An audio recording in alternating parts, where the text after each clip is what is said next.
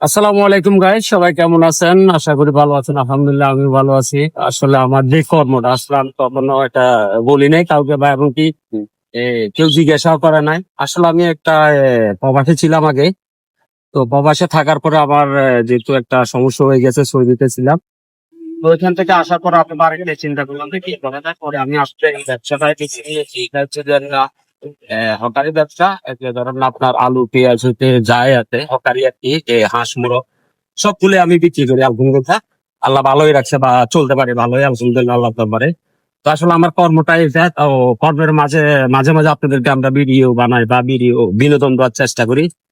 তো আমি এখন বাইরের দেশে রওনা দিচ্ছি, অবশ্যই আলহামদুলিল্লাহ ভালোই বিক্রি করলাম। তো সবাই আমার জন্য দোয়া করবেন, আসলে আমাকে সাপোর্ট করবেন যে আমি আপনাদের এই যে কর্মের গ্যাপে গ্যাপে আপনাদের জন্য ভিডিও বানাই এবং বিনোদন দেওয়ার চেষ্টা করি। এখন বাইরের উদ্দেশ্যে রওনা দিছি আলহামদুলিল্লাহ। আল্লাহ পাক ভালোই রাখছে এবং কি ভালোই চলতেছি। তো দোয়া করবেন সবাই, ভালো থাকবেন। আল্লাহ হাফেজ।